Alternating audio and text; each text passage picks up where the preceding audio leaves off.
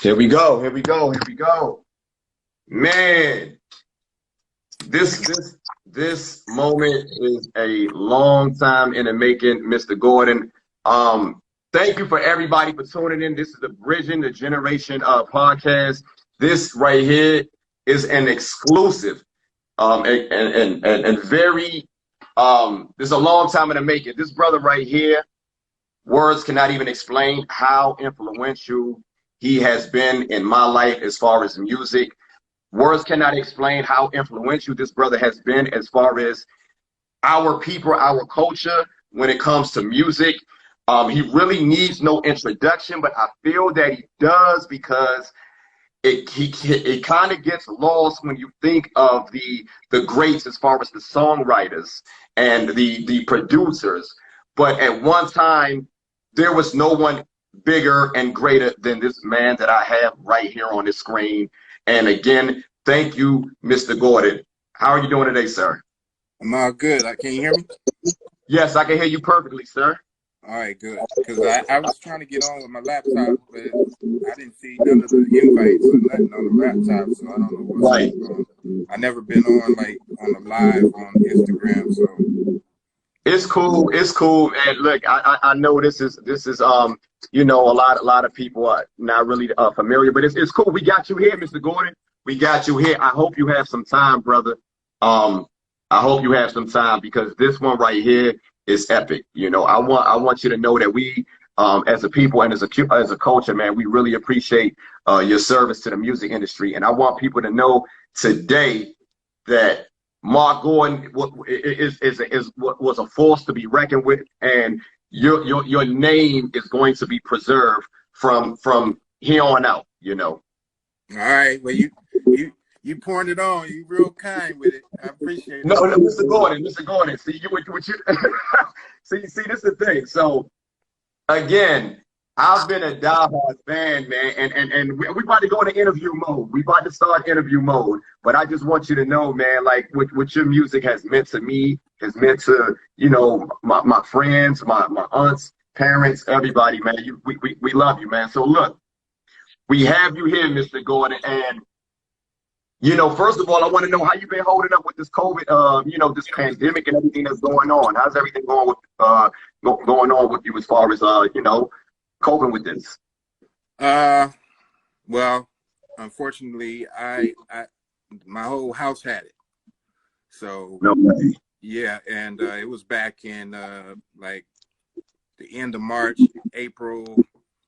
April was really like the time that I went through it. April through like May, and I just stayed in the house. You know, we was fighting it.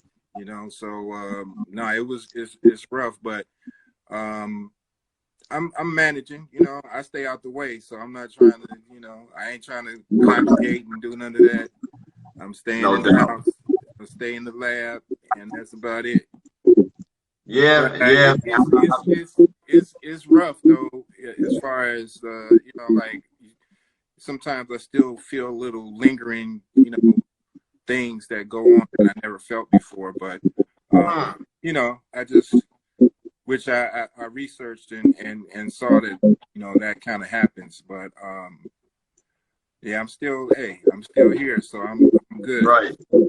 No doubt, no doubt. You know, I wanted to make sure, first things first, man. I want to make sure that you're good, and you know, like I said, I see, you know, you're on the gram, but you one thing about you, Mr. Gordon, man, you stay low.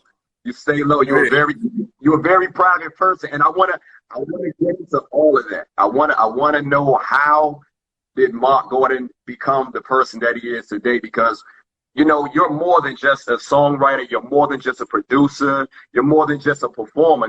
You know, you have a lot of other things going on with as far as who you are and who you you know, what you embody as a person, as a man. Well, so I mean, I you know, I'm just low key, but I think I have to, you know, give a you know, tribute to Gerald LeVert and Sean LeVert, because, you know, I wasn't aware of the music business prior to, you know, and certain things I had to learn to adjust to, you know what I mean? Right. So, you know, it's like being a, you know, small fish in a big pond. And it's a lot of things that happen and can come at you. You know, I guess I was kind of sheltered a little bit, No doubt. up, and but so you know, I just try to stay in my lane. You know what I mean?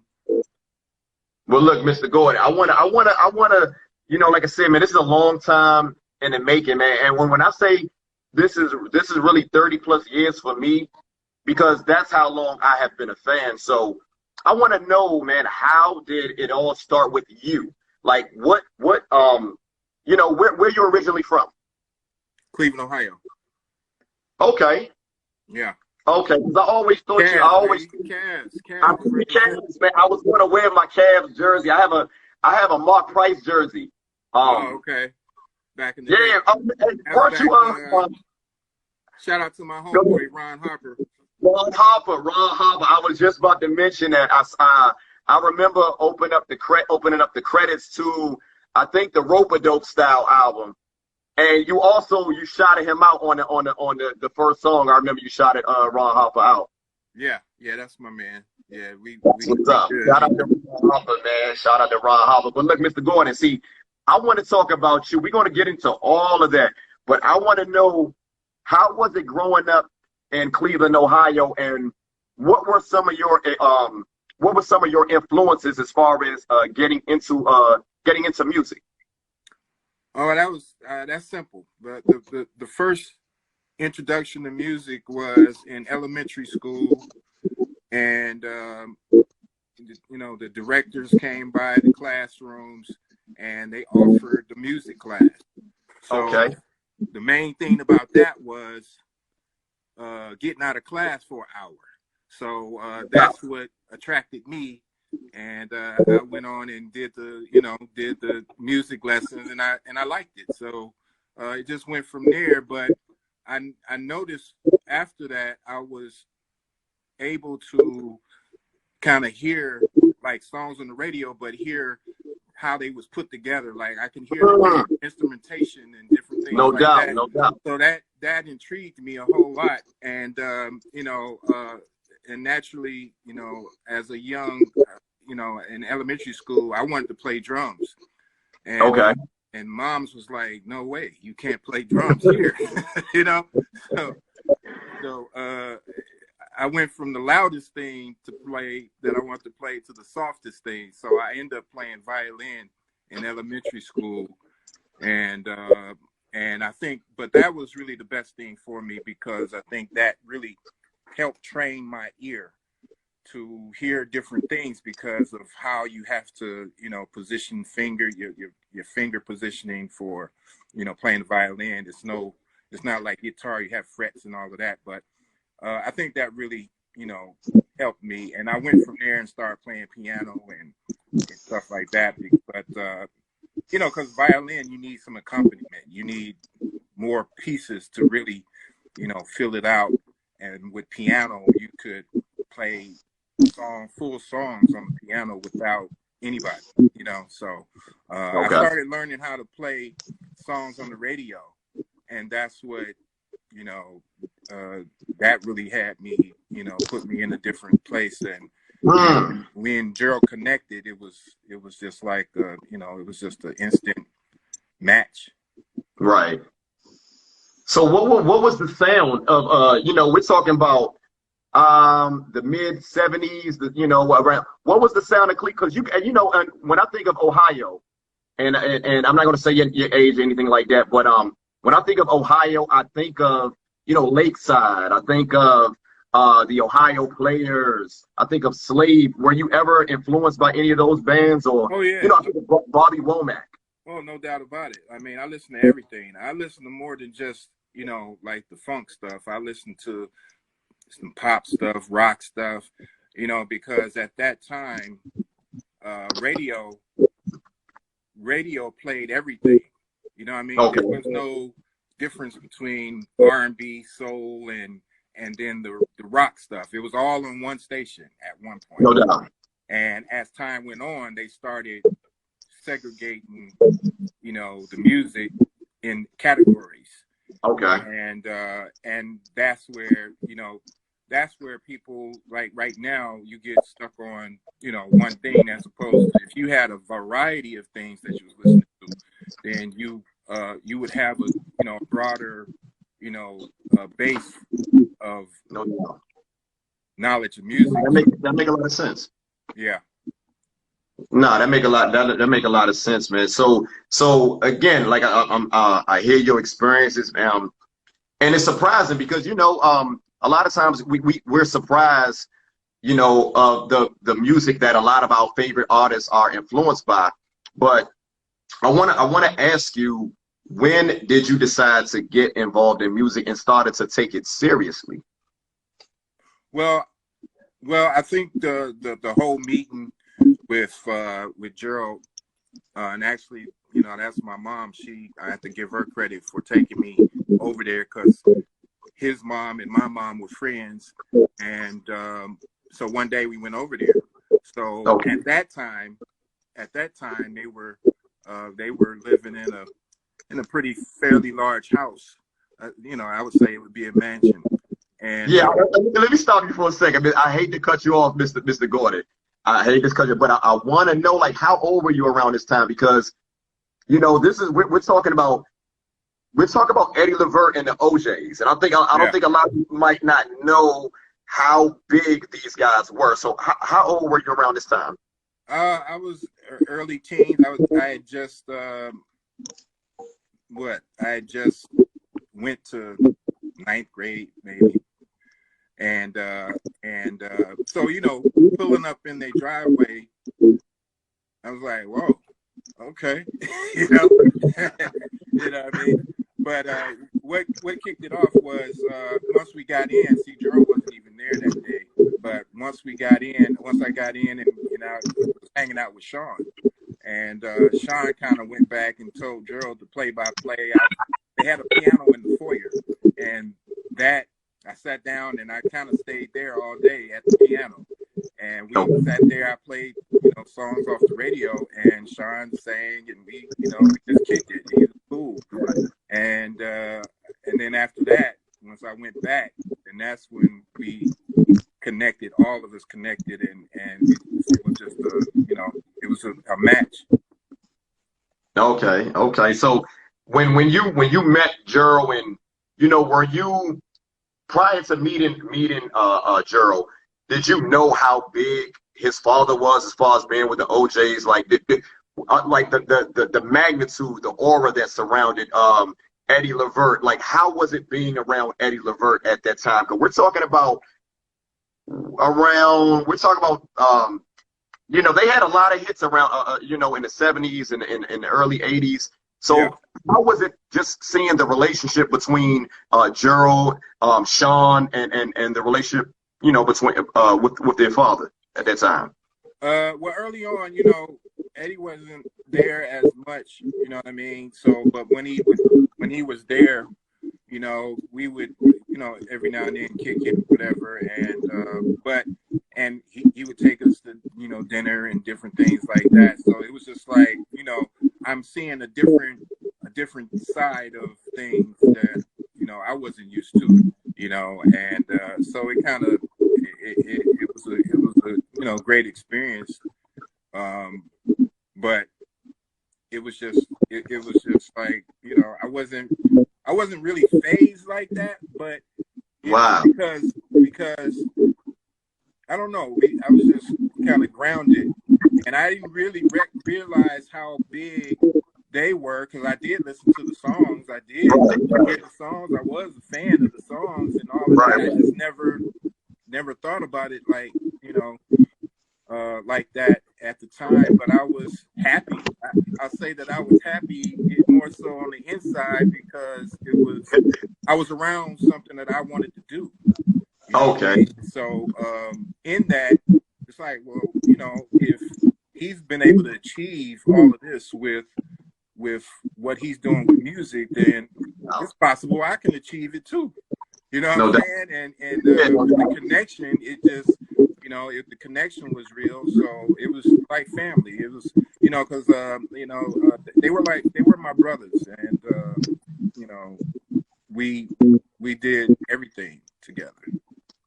Because, you know, from what I've researched, Mr. Gordon, and, you know, it seems like, you know, you were the music guy. You know, Right. like, no, I don't believe, you know, to my knowledge, and correct me if I'm wrong, I don't believe Gerald or Sean played any instruments. But No. Well, Gerald. Correct me if I'm wrong. Yeah, Gerald tinkered around. He tinkered around with the piano, but he wasn't I think they made him play, you know, get lessons, but he didn't really want to play. He just wanted to sing. He just wanted to, you know, be on the stage with a microphone. He didn't want to play nothing. Sean played the drums. Okay. And early on in our early career, when we were doing like the local circuit and clubs and bars and stuff like that,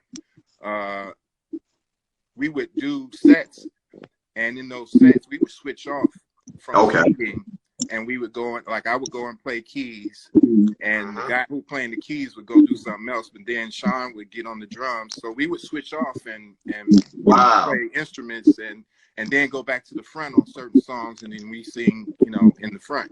So at first it was a band, because we took pride in putting together our band, and we had a lot of rehearsals, but we didn't have no shows at first, so we was just rehearsing for whatever reason at the time, but we were, you know, doing what we wanted to do. Okay. So when, you know, like, you know, when I think about, like I said, I hear you talking about you guys, you know, put together a band, because a lot of people forget about that. A lot of people forget that you guys were a band at first. So when did you guys decide to make the conscious decision to just put it all together? You know, what did you guys ever decide? Was there a conscious decision to become a group, or was there a conscious decision to become a band? Like, how did that come to play? Well, it wasn't really like a decision until we decided to put out the independent record. And, you know, Eddie took us around to all the labels, and all the labels turned us down. And so from there, Eddie decided, he teamed up with one of his partners from Philly, and they decided to put out the independent record. So the independent record we had, it was called "I'm Still," and so a lot of people thought that was the OJs, because they didn't really know who it was, and, but they thought it was the OJs, and it did a little something on the charts. You know, it made some moves. It propelled us to go to the next step. No doubt. So from that, we gained a little notoriety, and we started doing shows, opening up for national acts now, and so now we're getting a little bit more exposure. And it wasn't until so basically when we did that independent record, that's when it turned into a 3-member group, but the band was also included, and they were on the back. I was just about to say, Mr. Gordon, I saw them on the back cover of that album, but it's only 3 of you guys on the front. So yeah, explain that. Well, I didn't really know the situation on how that was going to go. Like, I think that was kind of more like a executive decision that Eddie made to say, well, we're going to do it like this, and you know, that was cool with me, but and when we went to Atlantic, it carried on to, you know, like that. Okay. But yeah, so, you know, them guys was, you know, they was with us in the beginning, and, you know, throughout some of the early times, and then, you know, things started moving forward. But yeah. So what made you guys decide to, you know, to dismember the band and just become, you know, just a singing group opposed to a band? What was the, you know, what was the decision, or what led to that? Yeah. Well, again, I think that was more so like Eddie kind of directing it in that way. You know what I mean? Like we never had a conversation about it. Like it's gonna be you three, or I want it to be us three. No, it was never no. At least I don't remember having a conversation about that. It just happened, and from there, I mean, that's just what it was, you know. So, and it may be because of the OJs and that whole influence, because it's three of them, and you know, they started with 5-6 people. Right. Yeah. And so it broke down eventually, you know, because of, you know, people have different visions, things they want to do, or and things they don't want to do, or whatever. And it just eventually ended up being Eddie, Walden, and William Powell. And William, and William. So, but that might have had something to do with it. I'm not sure, but we were the core of the, you know, of the situation of the group. Now, and I don't want to stay on this too long, but when you guys had the band LeVert, were those guys your friends? Like, how did you meet these guys? Because I'm thinking they probably would have felt some type of way. You know, I know it's a business decision, but were these guys your friends? Yeah, we was friends. We went to school with them, and some people we just met along the way, just walking from school or whatever it was. But some people were introduced to us. We went through a lot of different bands. You know, I mean, before we had our band, we joined a couple of bands, and you know, they were doing little sets and shows and stuff like that. Not much, but you know, so we kind of drifted around and did different things until we decided to get our own band. But they were all friends and still friends. A couple of them passed on, but they was all friends. And I don't recall ever hearing anything about, you know, whether or not they were mad about the situation or how it went or whatever. But it was all good. Because still after that, you know, some of the guys that stayed on, you know, they were partaking in, you know, some of the music that was being put together, whether they played like guitar or bass, or, you know, so they were a part of what we were doing still. Right. Okay. So look, I want to go back a second because like you said, you know, Eddie made some decisions, you know, as far as the direction of the group. But I want to go back and I want to know, when did Eddie decide to take you guys? What did it take for him to look at you guys and see that you guys are ready? You know, what did it take for him to see that? Was there ever any pushback? Or, you know, what did he always believe in you guys? What did you guys had to do to prove to him that you guys can make it? Eddie told us no a million times. So it was a million times. Like literally, we went back to the drawing board several times. So it wasn't like an automatic thing. Even though he probably believed in Gerald, and but he didn't do anything until he felt like we were really ready.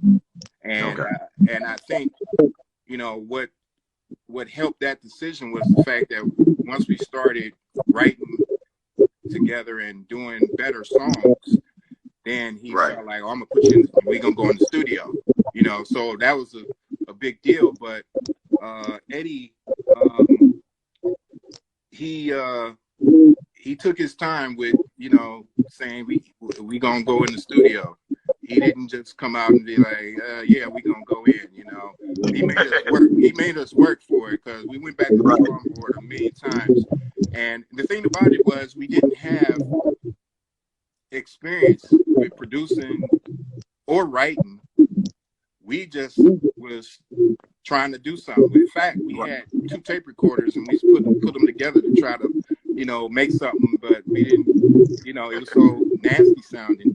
But but eventually he bought some equipment, a Tascam 8-track, and we didn't know how to work it or nothing. You going back in the day with that, man? Oh yeah. No, we didn't know how to work it though. We didn't know how to work none of that stuff, and we was just experimenting. And so eventually, as the song started getting better, Eddie took notice, and that's when he decided to, yeah, we're gonna go in the studio. Now he had a studio, their studio, which him and Walt owned, was in Walt's house in the basement. Okay. And so the first day we went into the studio, we went over there. We was all pumped up and happy, and we get over there, and it was like, okay, what's the song? What's the song? So I started playing the song on the piano. Right. And he had his boys there that was musicians, and they was, you know, part of his band or whoever friends that he knew. And so they took notes of the changes and all of that. And right. After they learned it, Eddie said, "All right, y'all beat it. Get out of here." So he kicked us out. He kicked us out. Like right after we showed him the song, it was like, "Okay, y'all see y'all later." That was it. But you know, but the next time when they got finished with the song, it was like, "Oh, that's dope." You know, like, "Whoa, okay." Right, They put it together. You know what I mean? So that was the very first studio experience for me. Now, Mr. Gordon, so check this out. I always wanted to ask you this. You know, with being that, you know, Eddie LeVert is from the legendary, you know, group, the OJs. Did you guys ever get a chance to, you know, to go to like Philadelphia International and, you know, to be around like Kenny Gamble and Leon Huff? You ever got that opportunity to go? No. Listen, well, part of the time that we were recording that first independent record, we went to Philly and we did a photo shoot. We did a couple more songs that the guy Harry Coombs, who ended up being our manager after that, but he you know, gave us a couple of other Philly International writers, did a couple of songs for us, Bunny Sigler and I forget the people, but they gave us a couple of songs. You know, we had already done the other songs already, and I guess he wanted to, you know, put them in play and whatever. But yeah, so that was our first experience, was independently going to Philly and doing that. But even after that, we ended up going to Philly to record, because we recorded you know, at Sigma Sound Studios, and you know, and eventually that broke down. But we stayed there we ended up, you know, getting apartments up there, little, you know, apartments up there because we started working a lot.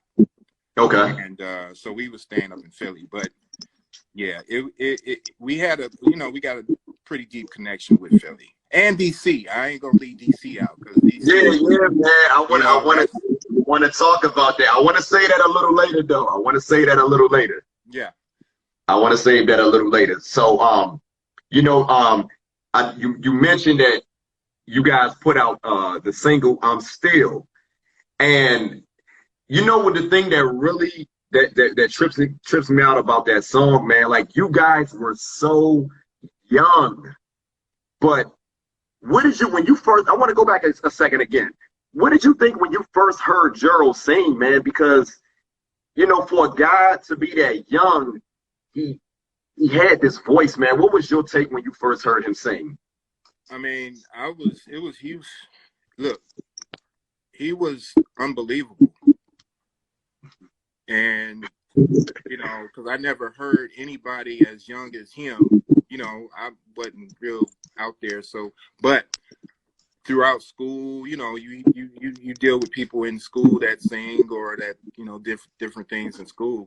But he was just crazy, like exceptional. Like, he was, you know, and you know, again, that's another time when I started smiling on the inside, like, man, this dude. And see, he was kind of saying the same thing, you know, when we clicked, and with me, because I was playing all the songs off the radio. And so it was just easy to just vibe, because I was like, oh, I'm gonna play this, or I'll play this song. And these are all the top songs that was being played. So, but yeah, he was amazing, and his you know, I never said this, and I never really told him this, but he really, you know, I think you asked a question earlier about, you know, how did, you know, you, I forget what it was, but it was something that I wanted to say about that was that Gerald actually helped me build confidence in what I was doing other than playing, you know, and writing. Right. As far as being on stage, we you know, we rehearse so much, and you know, I know in the beginning that you know, they kind of questioned whether or not I was going to be able to keep up with them because they were used to watching the old man dance and right. steps and do this, that, and the other. See, with me, I was sick with it. They were sick with it. Yeah, see, with me, I was so laid back and low key. They didn't think I was going to be able to keep up and do it, and I showed them something else, you know. So it was a good time, man. It was a really good time, and in fact, you know, it was so tight. Eventually, I ended up staying over their house for several years, like wow, like 3 years. Before we hit. You was living with Gerald and Eddie? Yeah. Wow. Yeah. Yeah. Before we hit. I never knew that. I had no idea. Yeah. Yeah. You know, it was just one of them things, and I was over there every day. You know, it was just like for real, like I was at home. And so eventually, you know, at my house, there was Mom's had other plans for me, and so it came down. Outside of music, yeah. Talk about it a little. I was just about to ask you about that. Like, talk about it a little bit because, you know, I'm pretty sure that you had plans and your parents, you know, had plans. So, what were you into outside of music? I mean, I loved art, but really it was just music. Once the music hit and that was it, that's what I did. And you know, I went from different instruments. You know, my director would encourage me to, you know, take on different instruments and things like that, be in a band and orchestra and that kind of stuff. So I was into that. I was more so into that than anything. No doubt, no doubt. So look, I want to move a little further ahead, man. I want to talk about, you know, Still, man. You know, that song was written by Eddie LeVert, if I'm not mistaken, correct? Eddie and Gerald. Eddie and Gerald. Yeah. So when you guys dropped that, man, what was the reception in Cleveland, man? You know, what was the reception? How did you feel about it? No, Cleveland was big support. You know, we had big support. A guy named Lynn Tolliver, who's actually Dave Tolliver of Mid at Large uncle. His brother. And he was running the radio at the time, and he immediately just put it on. Okay. And from there, we got the Ohio base going. And another key point in that was Eddie used some of his influences and different connections. So we were one of the only independent groups that was on Soul Train, and at that time. And so, you know, big shouts to Soul Train and Don Cornelius, who was very instrumental in us getting our thing going across the nation. Yeah, national. It was really national. Everybody was on Soul Train, was watching Soul Train Saturday morning. You know what I mean? So Soul Train was it for us. You know what I mean? So yeah. So okay. You guys released that project, I believe, in 1985, the Get Hot project. And then shortly after that, you guys left that small independent label. What led to you guys signing with Atlantic? How did you guys end up leaving and, you know, going to Atlantic? How did you guys start that? See, ironically, we were doing a show in DC. And, and it was a big event for one of the DJs, one of the jocks down there, and I can't remember who it was, but he was at one of the radio stations, so they had a bunch of people performing and this, that. You had a lot of radio industry and record people there. So we performed and smashed them. And so the guy that came back, one of the guys came back stage, is like, man, y'all rocked it. You know, he's like, and he happened to be Hank Caldwell, that was the VP of Atlantic Records. And wow. He said, I'm gonna sign y'all. It's like, okay, you know, we ain't think nothing about it. And next week we had a contract. Just like that. Yeah, just like that. So it wasn't even, like I said, all these labels turned us down already. What was the thing? I mean, what do you think it was that, you know, why you think a lot of these labels were turning you guys down? What you think it was? I heard, because I hear the talent. I hear, like, when I listen to the I Get Hot that first project, and the Bloodline project, which I'm about to talk about now, I hear it. What do you think it was?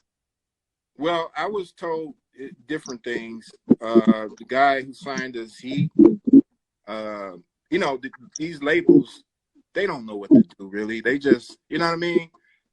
It happens all the time where people get passed by and not really knowing that they have something, you know what I mean, right in front of them.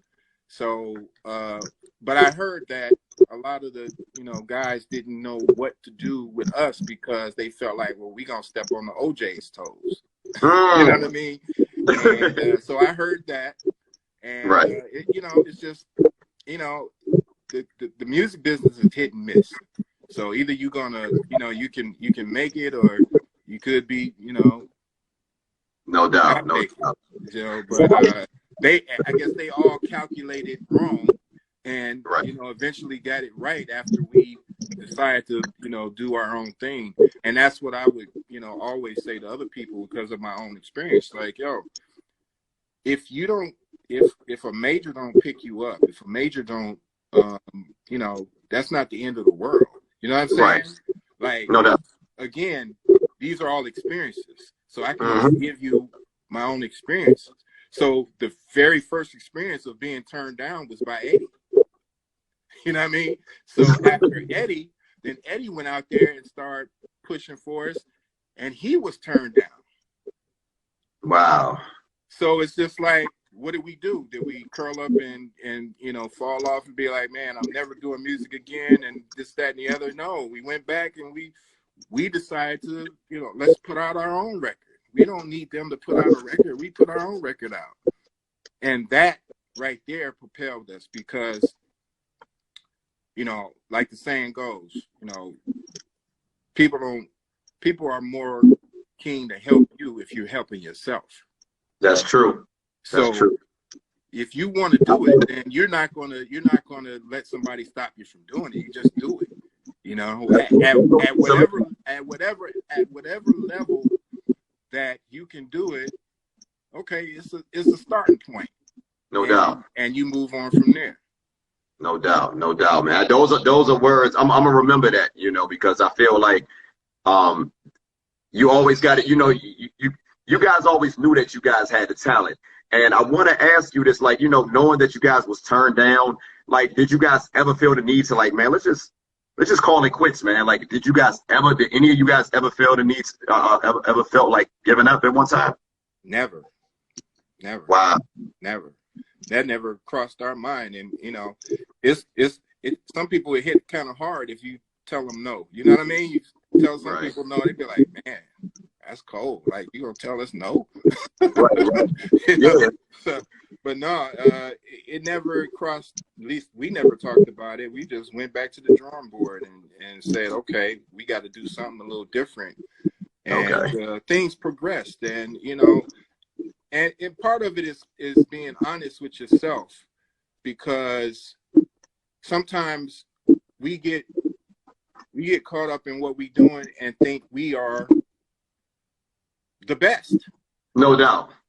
No doubt. Everybody loves their songs.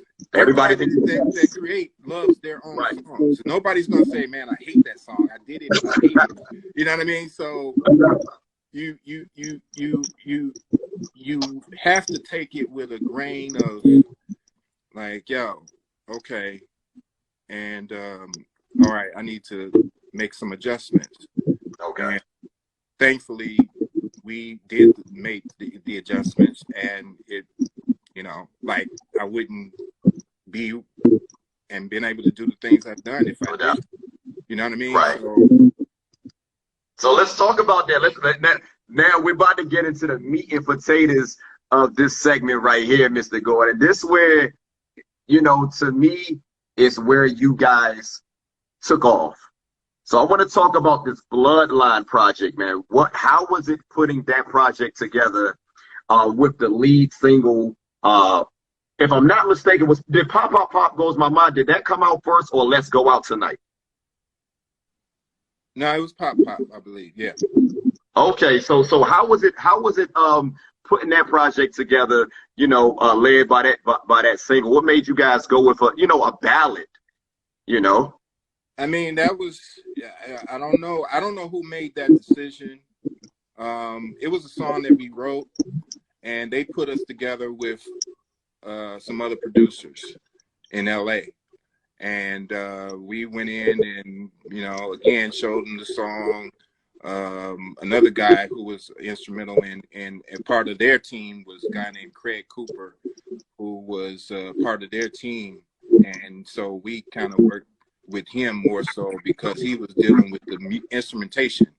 Okay. And so I don't know who made the decision to release that song first, but I guess they felt strong enough about it to put it out. And so, Mr. Gordon, talk about that song. I want to know, like, I remember hearing that song as a kid, and here in DC, I mean, you could not go anywhere without hearing that song. So what was the inspiration, you know, behind that song, man? If you remember. I mean, it's just one of them things that we just vibed on it. We, you know, it's just crazy how we would just come up with ideas, and like we could be walking home from school or from wherever, but we would just come up with, like, he would sing something and I would do the beat with my mouth. Okay. And when we got in, I would, you know, we would sit down at the piano and just try to bang it out and make it work. You know what I mean? So that's all I can remember about that song. But we went up there with we went up there with some songs, and that was one of the songs that, you know, just stuck. And you know, what's interesting about that is that the label never heard that song before we finished it. You know what I mean? So as young artists, most of the time they just put you with producers, and the producers do what they do, and you just, you know, ride along. Right. But in this case, we came with our own songs, and I don't think that was a part of the deal. It just happened like that. It was just like, how did that happen? I'm looking here at the credits right here, and you guys write and produce more than half the project. Yeah. Well, that project right there, we weren't fully producing yet. They didn't give us those reins. Songwriting. I apologize. Corrected. But they eventually gave us those, you know, gave us that rein to do that. And you know, we did more on the next record. Let's see, the next record. We didn't really fully get the full production until I got everything on this one. Huh? Yeah, I got everything. You wrote it for I think maybe song. Everything except for the Callaway song, the Casanova, and I think they had another song called what's that other song called? Yeah, wow, that looks like, from what I see, it says produced by Gerald LeVert, Marc Gordon, everything. Yeah, well, that was the bulk of it, but they, you know, Sylvia Rome, who was the head of Atlantic at that time, she made a decision or a call to say, well, I want to put y'all in with somebody else. She solicited for a specific song, and the Callaways delivered. And we went to do that song. Let's talk about that, Mr. Gordon. Let's talk about that. Because now we about to segue, and I hate to cut you off, sir, but we about to go into this big throwdown project. Now, talk about that. What led you guys to having an outside producer, you know, from Midnight Star, I believe. Like, talk about that. What, you know? Well, she solicited for, a hit song. I don't know the words that she said, but she put it out in the atmosphere like, oh, I need a song. And they came with that song. They sent the song in. We all listened to it and it was like, okay, yeah, we gonna do that. And that was probably Gerald's hardest song to actually do. Wow. Not because, why is that? Well, because Gerald had gotten used to going in and just doing his thing. And Okay. a lot of times producers will let you do your thing and that'll be that. With this song, Callaways had a specific way they wanted it to be sung, the cadence, the rhythm of it, everything they wanted. That's what we had to do. Well, Gerald had to more so do because we sang the backgrounds. But Gerald, when he was in the booth, he was in there. That's the longest he was probably ever in the booth on a song, because certain things he did, like he couldn't branch off and do him on that song because he would have been on there all over it. I couldn't tell. And I can't tell, Mr. Gordon, because I can't tell. It's like when you hear, I still feel like he did a little, I still hear some of those ad-libs. Oh, no. The ad-libs is there. Not okay. The ad-libs, but if you were in the studio, then you would see the amount of things that they like, okay, no, I want you to do it like this. You know what I mean? Like, no, I need you, bring it down a little bit. I need you to do it like that. So that right there, that experience right there kind of groomed me for how I needed to produce. Because just because you sing or rap or whatever, don't mean you're going to get in the booth and just kill it. That just means you're going to get in there and do whatever you're going to do. But it's up to the producer to put it all together, put all the pieces together, make everything work, make it gel, make it, make it complete, make it a song. It's up to the producer to do that. Now, you get lucky sometimes, like, for instance, like when we did, like, Baby, I'm Ready, it was like an instant thing. Gerald went in and sang it down, and that was it. I was like, that's it right there. You know what I mean? Like, you don't have to do nothing else to that right there. Right. And that's how it went out, just like that. It was really no overdubs. It was none of that. After the first mock of it, and we had done the backgrounds, he went in there and it was, because a lot of times we would split up the vocals, and I would do some parts, Sean would do some parts, but when it came to the lead on Baby I'm Ready, once he just ripped that, it was over. There's no need for me to touch that. You know what I mean? Right. So how did you guys feel about that? That because you guys did My Forever Love, and if I'm not mistaken, I believe that was your first lead vocal. If I'm not mistaken, My Forever Love. I can't remember, but that was probably number 2. That song went number 2 on the charts. Like that. Let's talk. I want to talk a little bit about that Big Throwdown album, because you guys had some hits off that album. You had Casanova. You guys had Sweet Sensation that went number 4 on the charts, and you also had My Forever Love, which went number 2 on the charts. And you had you sang, I believe, the lead on that song. So what was the reception? As far as that project as a whole, how did you guys feel about that? Oh, we loved it, and I think that was the very first song.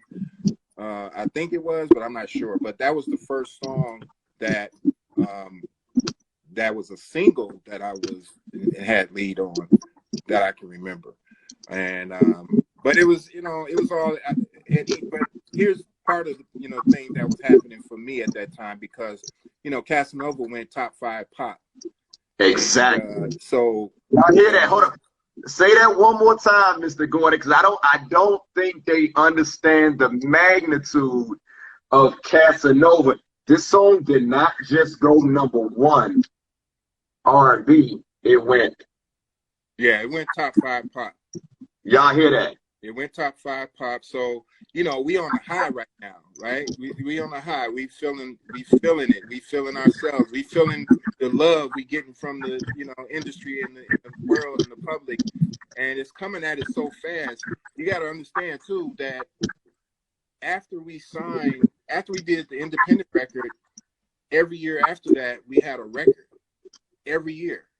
85, 86, 87, 88, 89, 90. Yeah. So things was happening fast. And but my feeling at the time, because now I'm starting to notice things about the industry, I'm starting to, you know, see how the industry works. I'm starting to ask questions like, oh, why is this, why is that? So I remember talking to Sylvia, and now, who was managing you guys at that time? Was Harry Combs still? Was he managing you guys? Yeah, Harry Combs was still managing at that time. Okay. But what I was curious about was the fact that we had a top 5 pop record. Okay. And the next single was My Forever Love. So my question to Sylvia and the execs was like, well, we had a top 5 pop record. Why are we not crossing this record over? Why are we not getting more push from this record? No doubt. You know, so it was always puzzling to me on why that was. And I never really got a real answer about that. But, you know, it was what it was. And we kept it moving. Yeah, I never understood that, because, you know, as a kid during that time, you know, all I know is just hits. And it seemed like everything that came from LeVert was just a hit. And in our world, it was huge. Like, you guys were, there was nobody bigger than you guys. And that's why I don't think people understand how big LeVert was.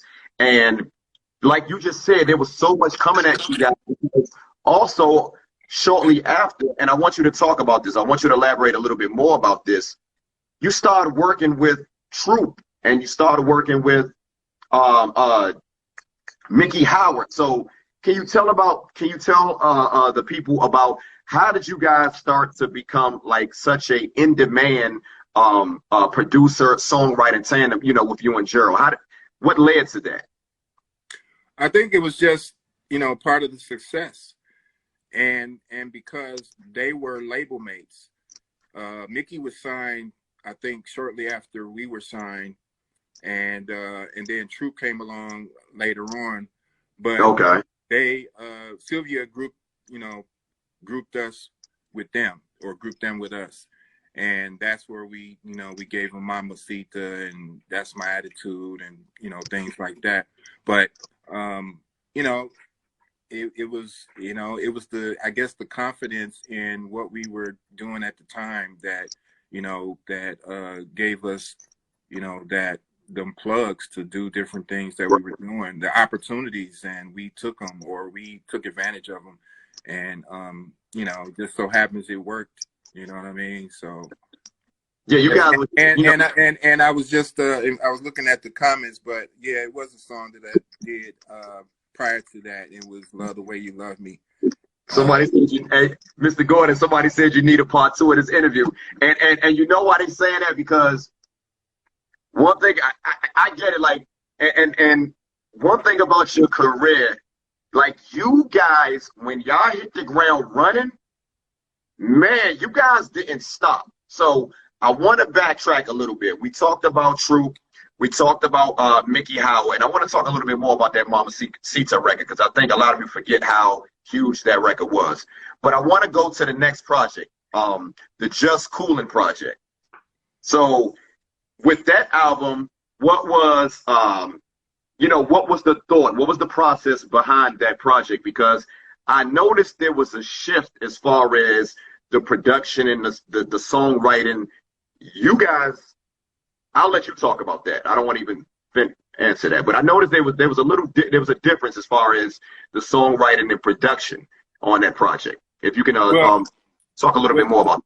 Yeah, well, Just Coolin', that's kind of like a milestone for us, because that was the first album that we got the go ahead to where we got the full production.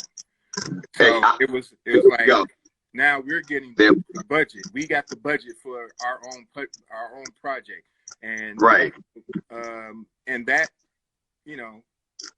that's the milestone. But in the process, like, I've always been into hip hop, you know what I mean? So hip hop and what we were doing was kind of moving at the same time. Talk about that, Mr. Gordon. Talk about that. Talk about that. Well, like, I was very much into hip hop, and it wasn't like, that wasn't what we were doing at the time. But for whatever reason, I felt like, well, man, I feel like this today. And I put together like the beat for Just Coolin'. And then when Gerald heard it, actually that was around the time I was still staying there at the big house. We called it the big house. Okay. And I was still staying there, and I would go in the room and start working on the music, and I had a little setup, and Gerald heard it, and he's like, man, we need to put a rapper on this. And I was like, yeah. So he suggested Heavy, and I was like, yeah, let's get Heavy. And he agreed to do it, and it was a wrap. We came down and we recorded in Philly, and Heavy drove down to Philly from New York, and he put his thing down, and it was like, that was it. Like, when it's done and it's final, you know what it is, because you be like, right, that's it. It's a wrap. We ain't got to do nothing else but mix and master. Hey, that one right there. So was that the lead off single? Because you had you had Pull Over on there. You had Addicted to Love. You guys had you had Smiling on there. But I'm trying to figure out, was that the lead off single? Because I thought it was a single that was before that one. No, the very first single they put out was you just said it, Pull Over. That was the first. I was just about to say, because I remember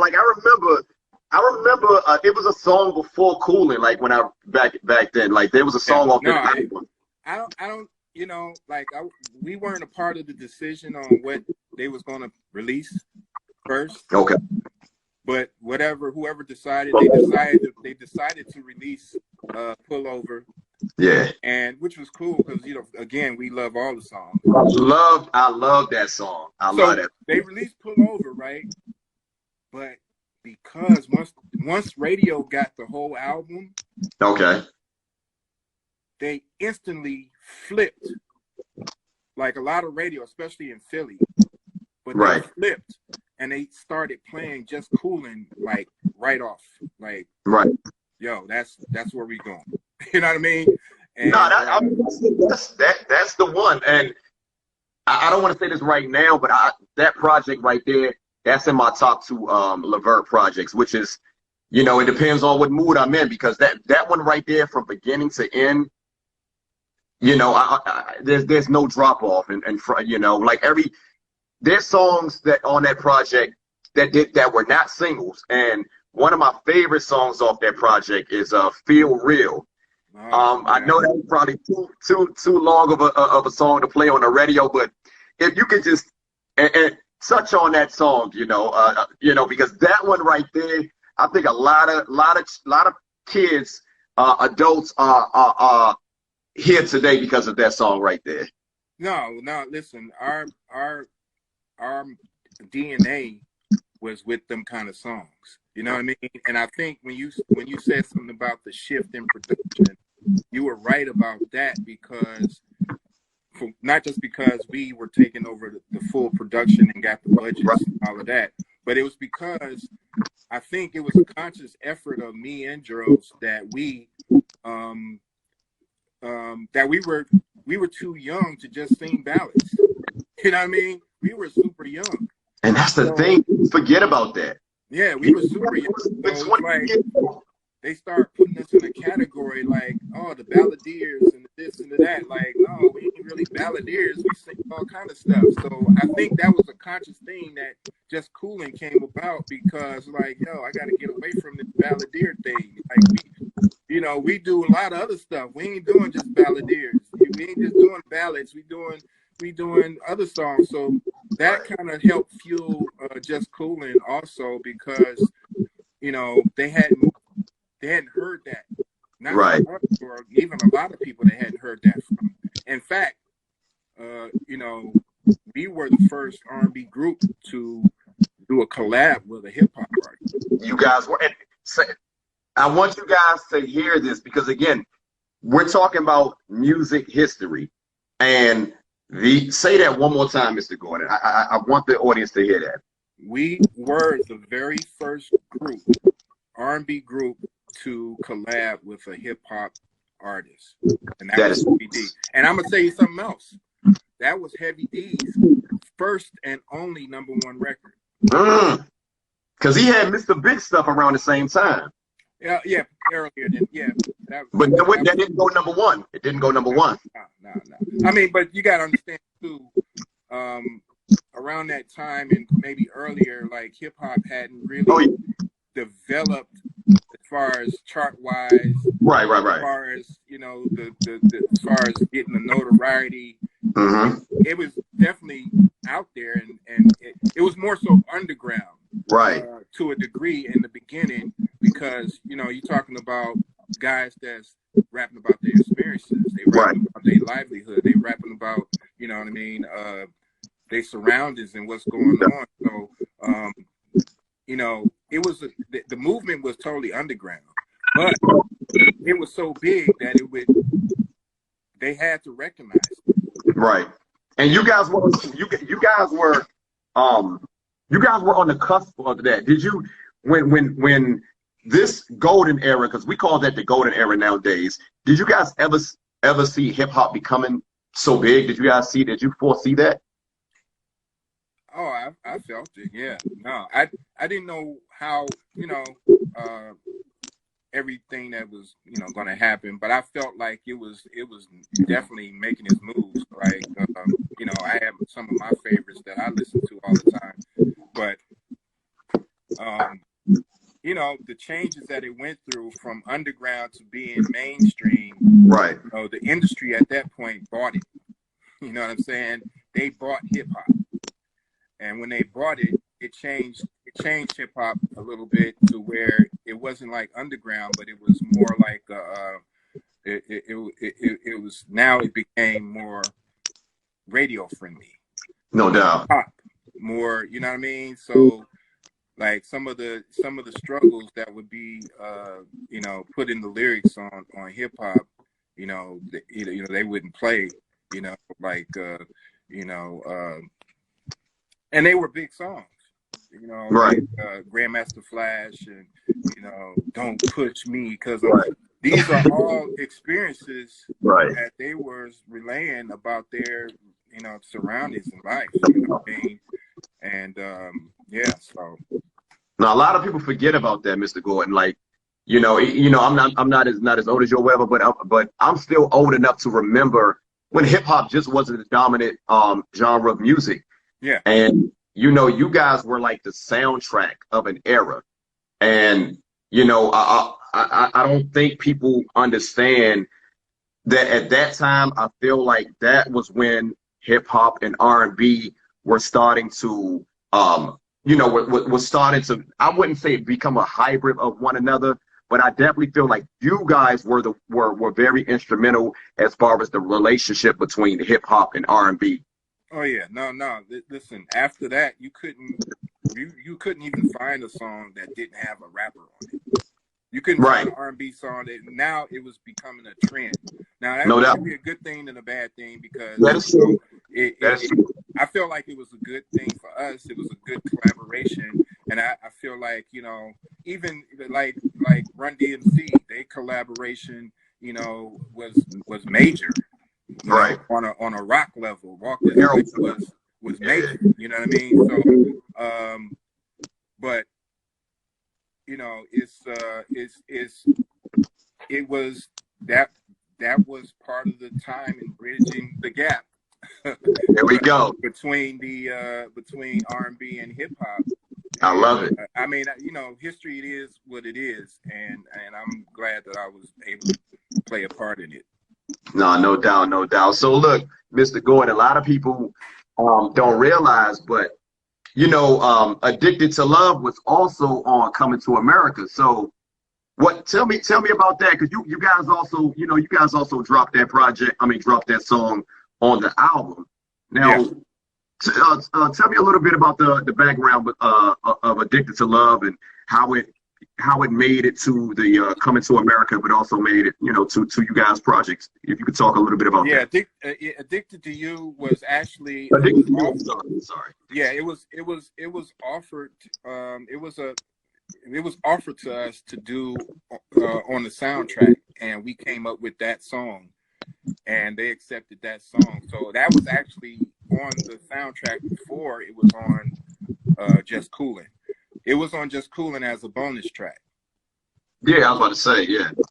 But it was actually on the soundtrack, and it was the part that it was in the movie was I don't even remember, but it was when the guy I remember, but I'm gonna let you go ahead. Yeah, I want to say what's my man's name? Eric LaSalle. Who? Eric LaSalle. No. Not him? No, it's when what's my man's name? He came in to rob the place. Samuel Jackson. Samuel Jackson, yeah. Samuel Jackson. So he came in to rob McDowell. Listen to this right here. Huh? Yeah, he came in to rob. Listening to right. This is history right there. Yeah, he came in to rob McDowell's, and that's when Eddie did a move on him and had him on the ground. With the background before that happened, before that all happened, the song was playing in the background at the store, at the McDonald's. How did you guys feel about that, man? You know, having your song in a movie, man, because you know at this time, Just Coolin' haven't came out yet, right? Nah. But you guys are still riding the wave of like these four top 10 singles that you guys, and boom, here you guys come with a number one hit in a movie soundtrack. Yeah. What was that like? I mean, I just, like, again, you know, things was moving so fast that we actually recorded that song in Miami, Florida. Wow. We were on tour at the time. We wasn't at home just chilling. We was on tour at the time, and you know, like I had a little mini setup that I would take on the road. At that time, the mini setup was kind of bigger than it is now because it was, you know, but so I'd have it set up in my room, and so I was doing stuff on the road, whether it's on the bus on the way or at the hotel room.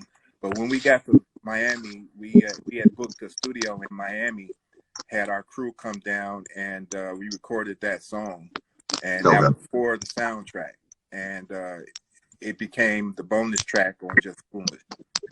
Okay. Yeah, I love that song, man. That was you know what? I also forget that Casanova was also on the soundtrack too. Yeah, it was on a couple of soundtracks. One was the Whoopi Goldberg. What was it called? Fatal Beauty or something like that. I forget the name of it. Yeah, it was like a couple of tracks. Tracks it was in. No doubt.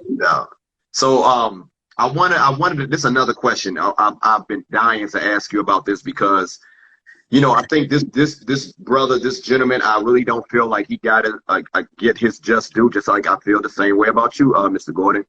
But there's a brother named Norman Harris. I remember seeing his name in the credits on the album. Now, I know him as the writer, the producer of Blue Magic, Philadelphia, and he's the guitar player. I know about him. He's part of, you know, with Ronnie Bacon, Earl Young, and all those guys. Did you ever get a chance to meet Norman Harris? I probably did, but I can't really remember. I know he played on a couple of our songs. He played on, I believe it's him on Pop Pop. And wow, yeah, because he died. Go ahead. That little guitar lick that's in there, that little line in there, that's him. Yo, are you guys listening? You guys gotta pay attention. Thank you. Who's this? Veasington? I know about. She said I know about Norma Harris. Hey, shout out to Derek Coleman, man. Shout out to Derek Coleman. He's doing it, man. Number 44, New Jersey Nets, Philadelphia 76ers. A legend. But Mr. Gordon, I always wanted to ask you that because I don't feel that Norman Harris got his flowers, man. And I always wanted to know, did you get it? Because unfortunately, he passed in 1987, like right after you guys dropped the big throwdown. So I always wanted to ask you that. Yeah. I believe I have, but I can't remember right now. Ran across so many different people and musicians, and I know he was down on that record, and I want to say something else, but definitely I believe on that record. Okay. Yeah. So look, Mr. Gordon, you guys are traveling all over the place. You guys are like the biggest name. The only name that I can think that's probably just as big or in you guys' ballpark is maybe New Edition. But one thing I want to say is the thing with New Edition, and a lot of people don't notice, you guys are the same age. Pretty but much, your yeah. music is much more, it seemed to be a little bit more mature. Did you guys ever feel the pressure to be more mature or be older than you guys? Because a lot of people don't realize you guys were very young when you guys were doing all this great music. You guys weren't even 23, 24 years old. Yeah. Well, no, I mean, that's where Just Cool in that transition of wanting to, kind of be a little younger, kind of try to be not always so serious. And we wanted to, experiment with the music, and that's what Just Coolin' came out of. It came from that, wanting to do some different things that we wouldn't get from everybody else. And I'm just thankful that Atlantic Records allowed us to do what we were doing. You know what I mean? And that's a big part of it. No doubt, man. They kind of, Atlantic Records kind of just, we came around at a time when Atlantic Records was transitioning too.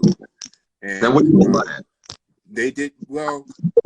R&B was major at that time, and but they were some labels, and I want to say Atlantic was like this, where they had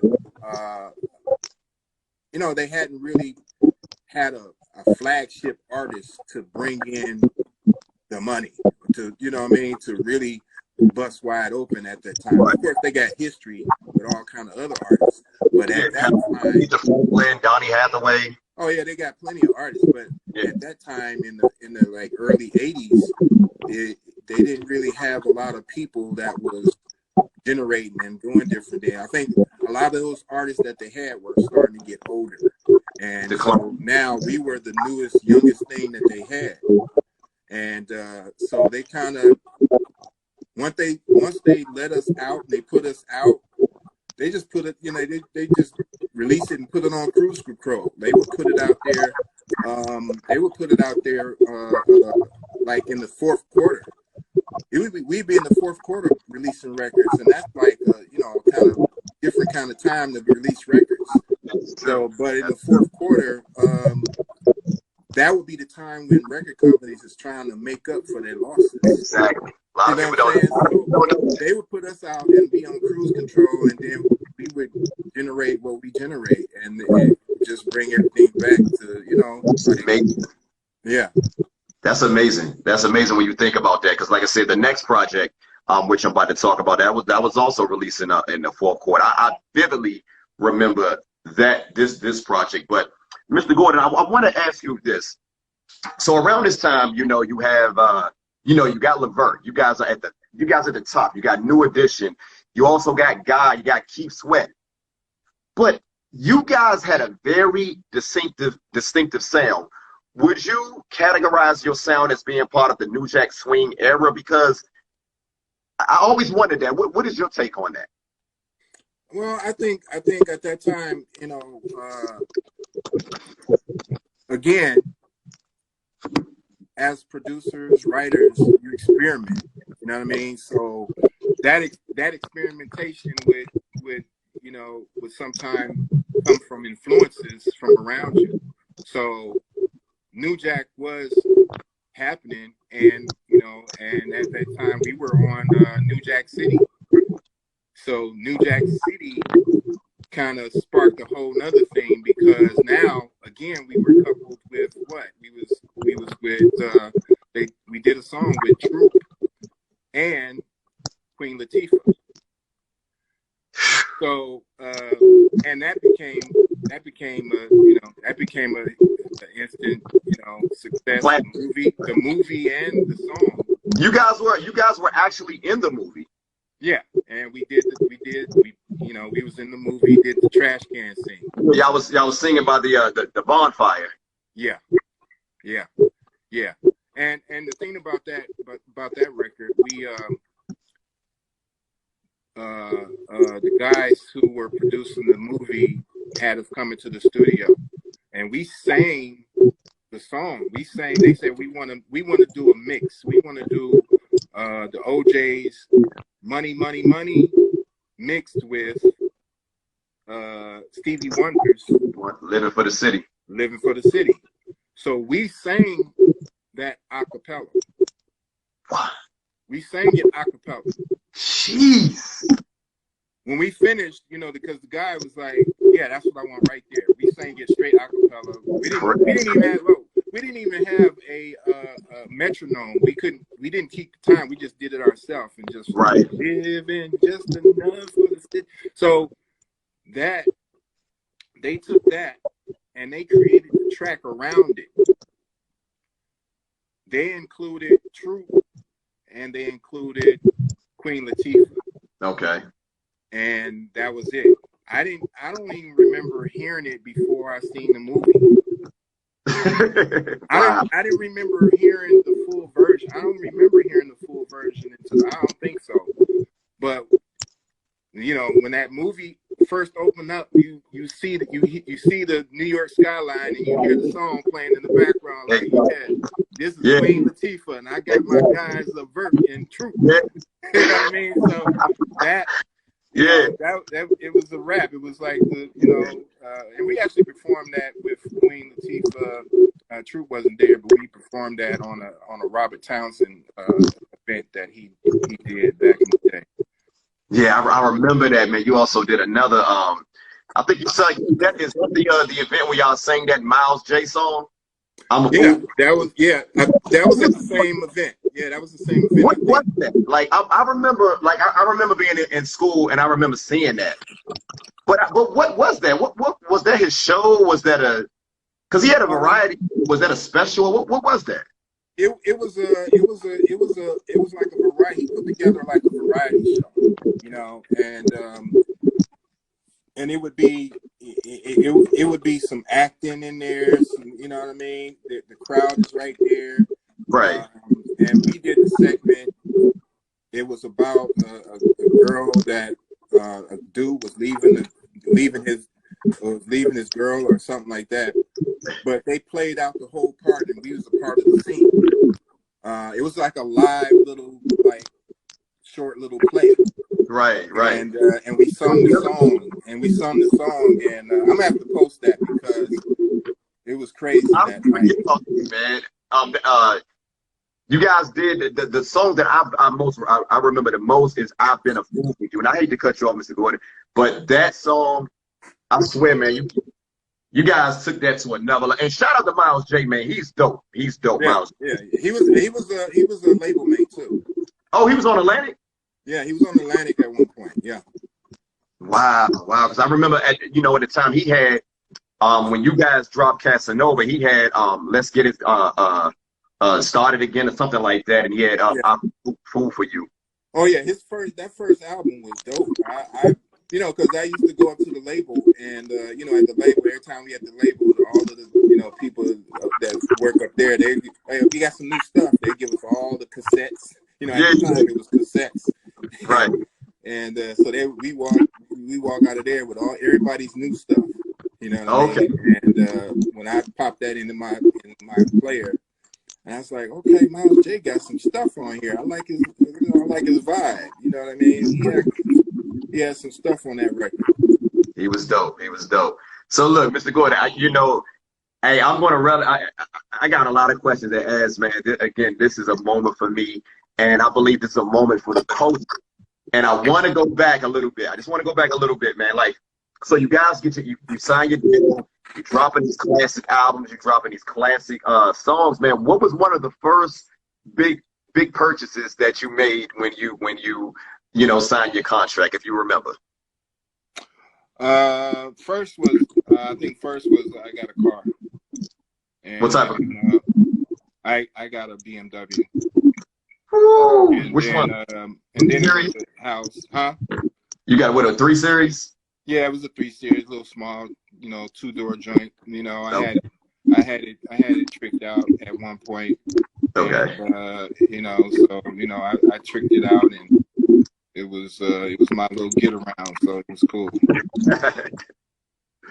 So did you move out, like, because at that time you guys were living, and a lot of people, I don't think a lot of people noticed, but you guys were living in Shaker Heights, and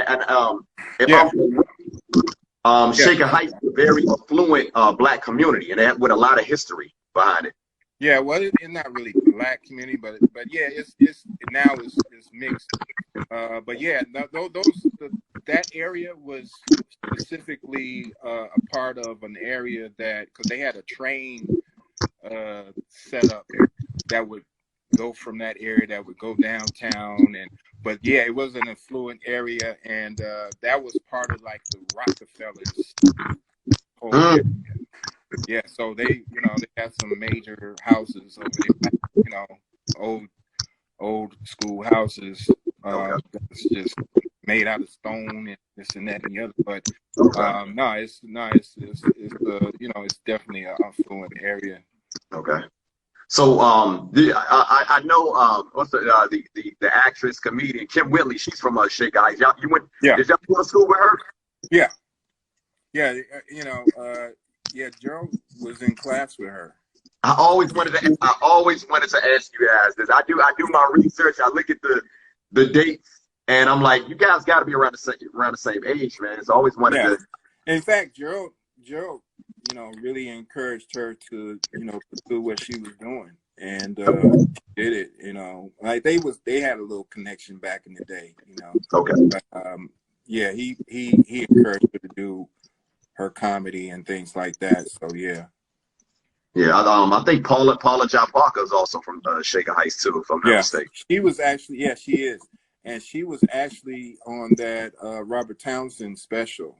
She was playing the part of the girl in that segment. Right. She played the part of the girl. So the girl was leaving the other dude, and for Gerald, left Gerald for the other guy.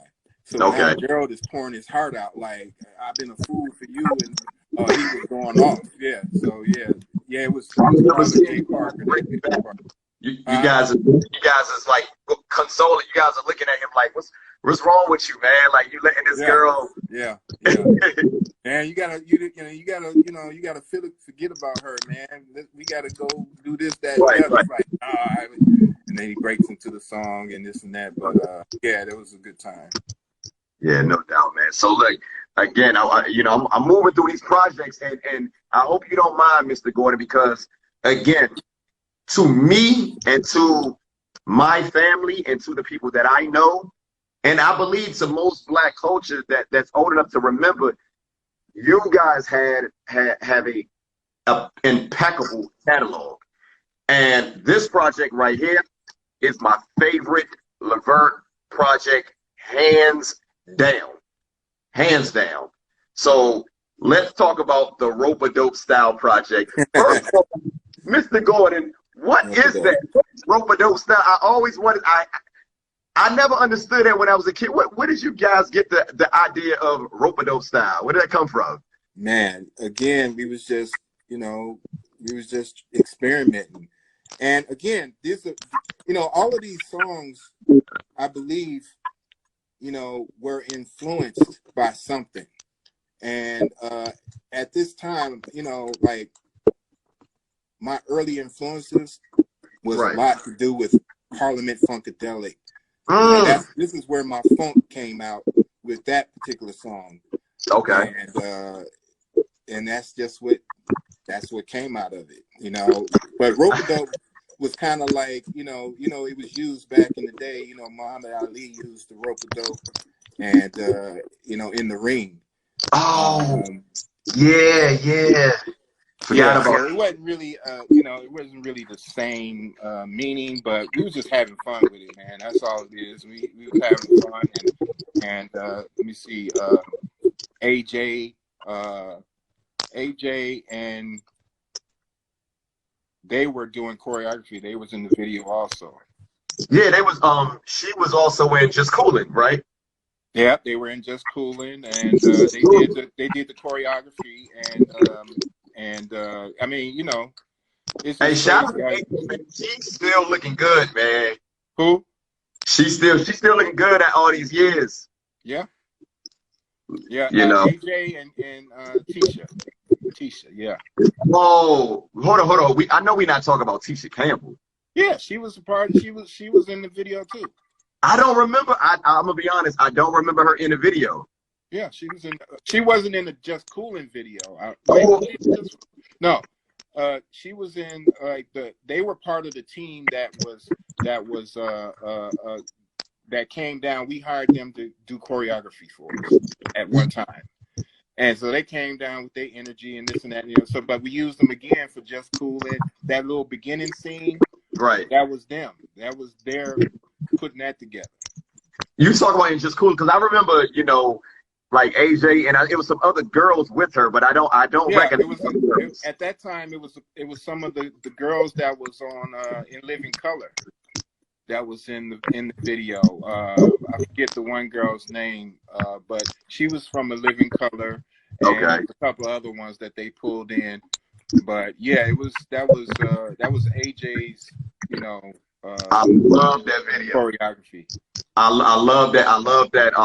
The rope-a-dope style video. I remember seeing that. As a kid, used to come on. Donnie Simpson when he used to have the video soul. And another question I always wanted to ask you, Mr. Gordon. Now, when Gerald did that spin on it, like he did was that really Gerald doing? Yeah, that was Gerald. No, that was Gerald. Was that a stunt double? No, that was him. No, that was him. No. All of you guys do the choreography. I love the choreography, but he does this one move where he does like this type of leg spin on the like that was him. No. It was more so the spin, and then we dropped on the floor. We all did it, but we dropped on the floor, and because of the camera angle, it made it look like it was really super hard, and it wasn't as hard as what it looked like. But yeah, he did the little spin drop. But we were we were kind of cool on our feet. No, you guys killed the choreography, man. One thing about LeVert, you guys wasn't New Edition when it came to the choreography, but you guys made up for I hate to say made up because I love the choreography, but when it came to the moves, man, you guys the performance, the showmanship, like how important do you feel it is for an artist to be able to back his wax? I know you heard that term, like how important you think that is in music? To do what now?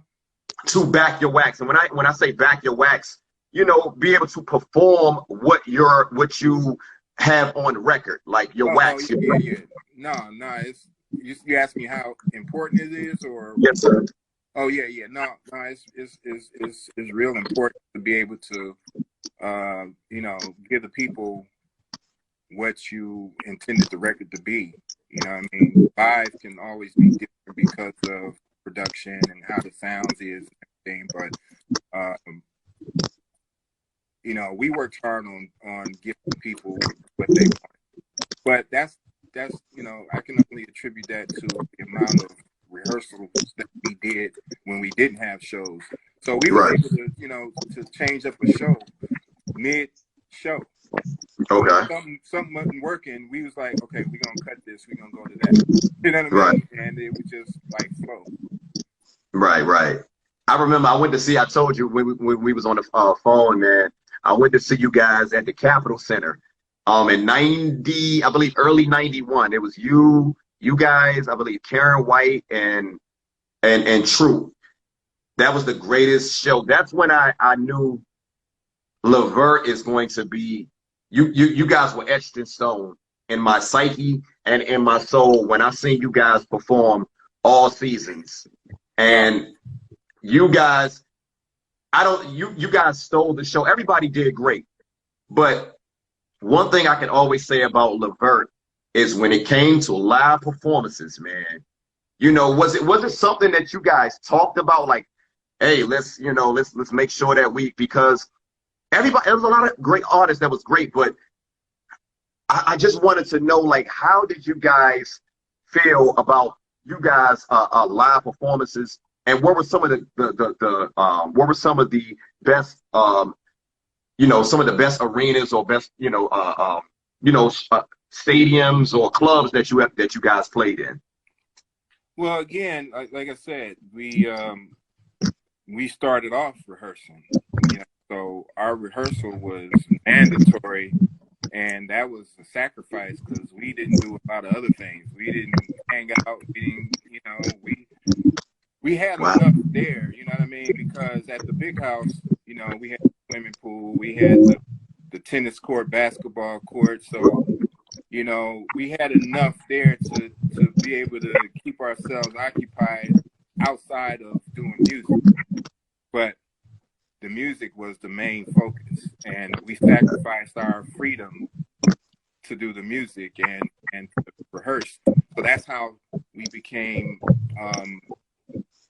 that's how we honed our craft in with as far as doing live performances, because we went through a lot of trial and error early on. You know what I mean? We did shows, you know, before we hit. We was doing club dates and stuff like that, and where sometimes it wouldn't be nobody out there. We had to perform for nobody, like 6-7 people. Wow. You know what I mean? So I'm gonna be honest, Mr. Gordon. I find that hard to believe. This is before we hit, though. This we was just doing the club scene. But okay.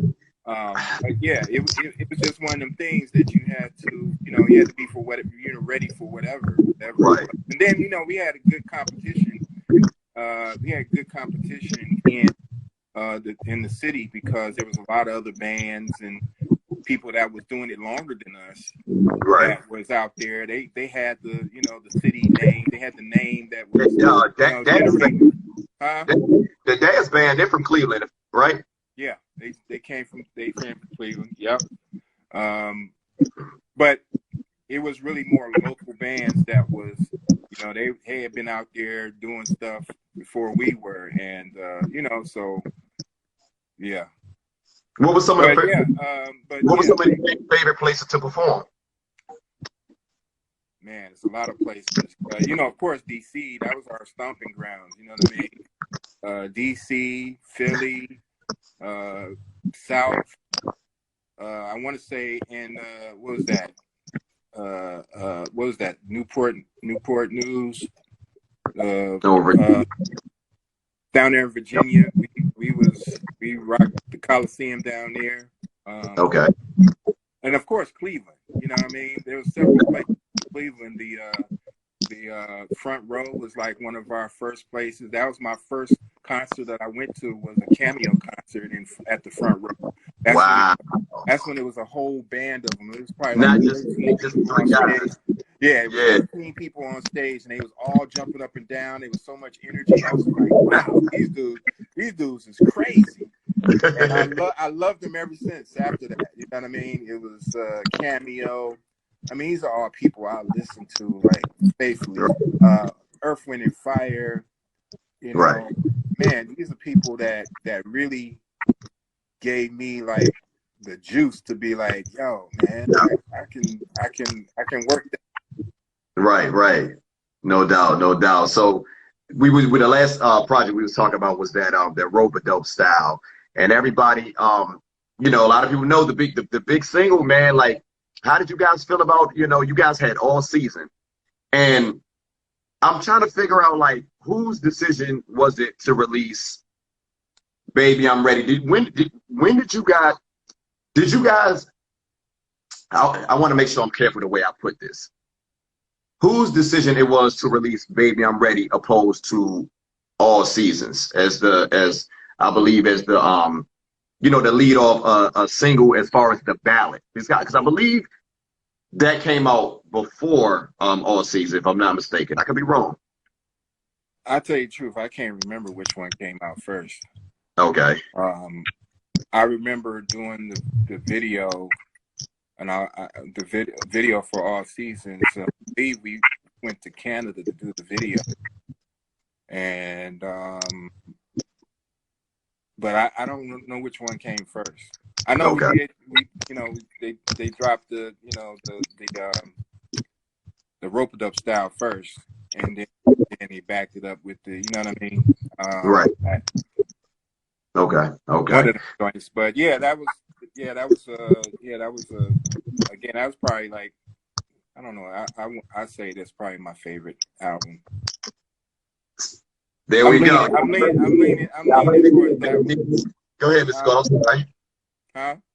No, I said no. Go ahead. Go finish. Yeah, I was just leaning. I'm leaning towards that one being like probably, you know, I don't know. That's my favorite. But I think the key for doing for us was being able to have options to put out different songs. Right. You know, like for me, I didn't want to be categorized as a balladeer group. But, Right. I wanted to be able to mix it up a little bit. Yeah, exactly. So we got the attention with them outfits. Hold on. Let's not forget this one. Hey, this is my favorite one right here. I love these suits, man, that you guys got on, man. What's that Sergio Tacchini?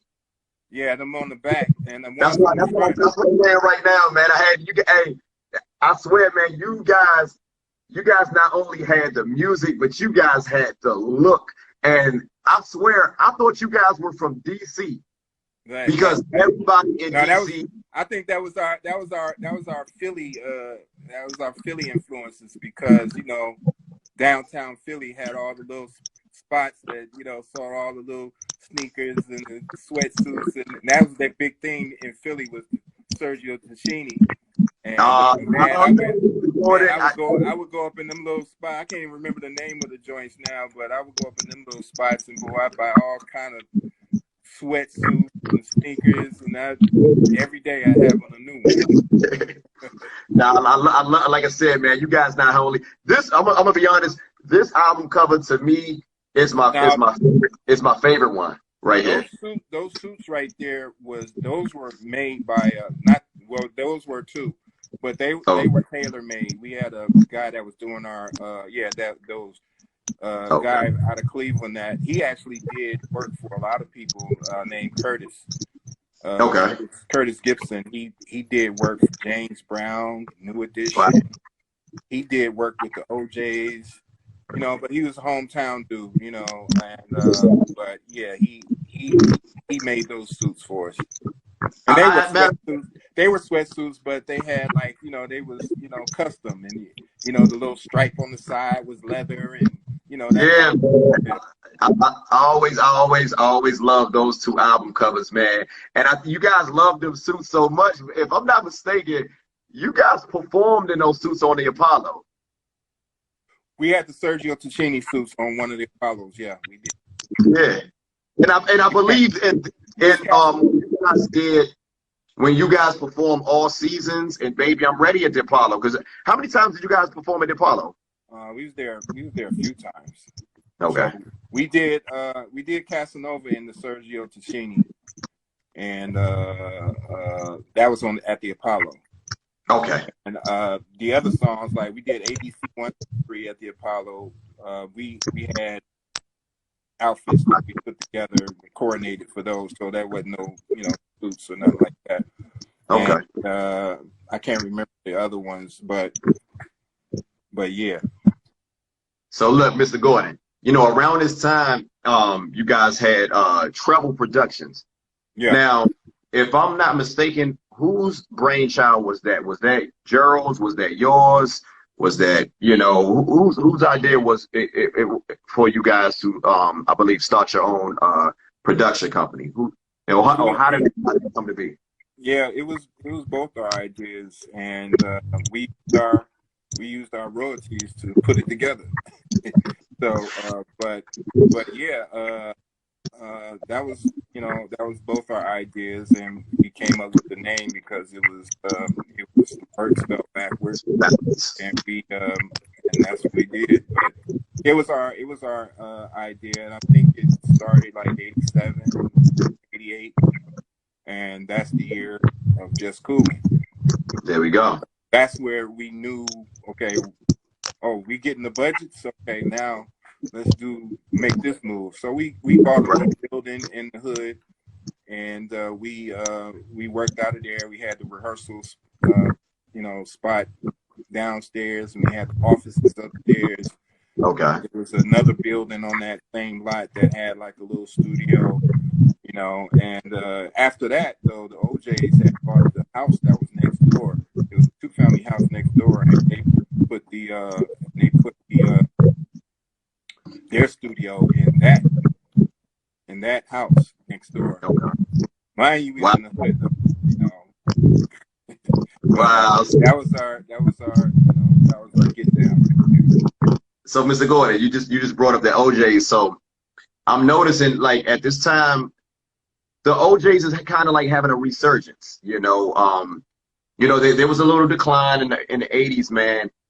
But now it seemed like, now was there ever any talk about you guys becoming the new OJs? Because the OJs also had a little resurgence around 87 and 88.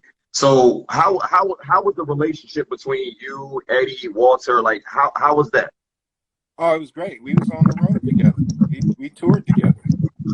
I never knew. So, yeah, no, we had several tours together. Al Heyman, and he was like one of the main promoters at that time, and but he would definitely couple us up with the OJ.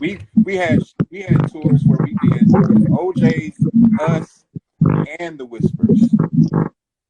And we would kill it. We would do all the little rounds, the theaters in the round. We would do a lot of them across the country, because there was a few across the country.